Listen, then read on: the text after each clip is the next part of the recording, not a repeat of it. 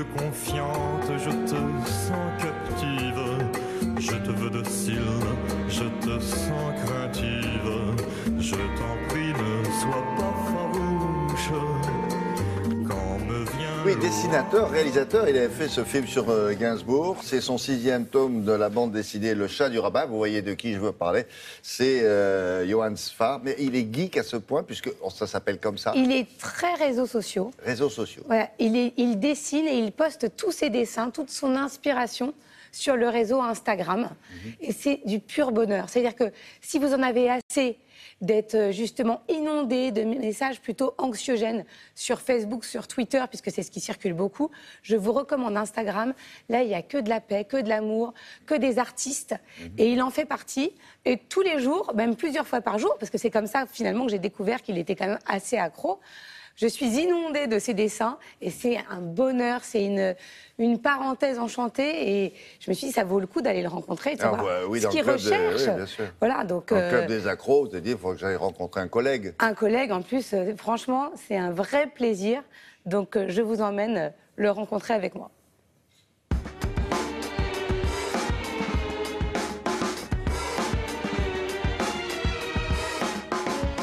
Johann Sfar, bonjour. Bonjour. Donc vous êtes un touche-à-tout, le cinéma, la bande dessinée, on vous voit partout et on vous voit notamment sur les réseaux sociaux. Où vous trouvez le temps de faire tout ça?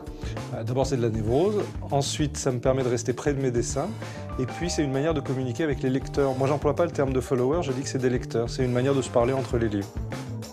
Je trouve que Instagram c'est très vif parce que ce sont des images. Twitter ça m'intéresse beaucoup parce que la limite de 140 caractères est très excitante. Et Facebook, mes enfants disent toujours Facebook c'est pour les vieux. C'est comme quand on fait un livre, je crois que c'est une vraie publication, donc c'est peut-être plus léger, mais on fait quand même un petit peu attention à ce qu'on met. C'est pas forcément ma vraie vie, c'est la vie que je raconte à travers ce truc. Dès que ça me fait rire, je me dis que ça va faire rire les autres. Grimpe dessus, maman. Mais non, mais pas comme ça. Parfois ce sont des choses un peu idiotes, ce qui me passe par la tête, c'est pas vraiment réfléchi. Ce qui est formidable, c'est que les dessinateurs du monde entier sont en contact. Donc je peux être en contact avec des copains qui travaillent chez Pixar ou avec des dessinateurs coréens ou japonais. Il n'y a plus du tout de barrière géographique. Et ça, c'est nouveau. Je vois Mike Mignola, le dessinateur de Hellboy, on se voit en vrai tous les 3 ou 4 ans, tandis que là, je peux avoir des contacts avec lui tous les jours. Moi, je pratique une peinture qui est figurative, qui est presque dans le divertissement, dans l'illustration. Donc, c'est pas forcément ce qu'il y a à la faveur des galeries. Et grâce à Instagram, on est en contact avec les gens qui pratiquent ça. Ça m'inspire vraiment. Il y a Gary Baseman, qui est un super peintre américain, qui trimballe une peluche partout dans le monde, dans des endroits très bizarres, entre la Corée et Auschwitz. Et il est super provocant, super bizarre. Voilà, c'est bien pour les artistes, ces choses-là. Vous servez des objets connectés ou pas du tout? Ça m'excite à mort, mais je sais pas le faire. Mais moi, je rêve de la maison où tout marche depuis un téléphone et on a à s'occuper de rien.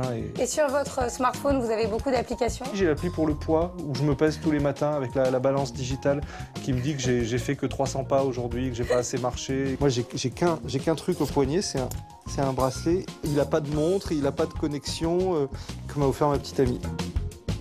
Moi, j'adore les applis de dessin et de peinture et je pense qu'il y a toujours des progrès à faire là-dedans. C'est vachement fort déjà ce qu'ils font, mais je pense qu'il y a toujours mieux à inventer, en particulier avec l'outil pour dessiner. Il y a pas, les stylets pour dessiner sur les téléphones et sur les tablettes ne sont pas encore assez performants.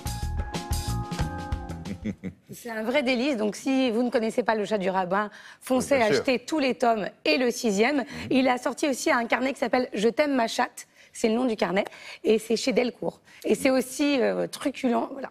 Merci beaucoup, Laura. À tout à l'heure.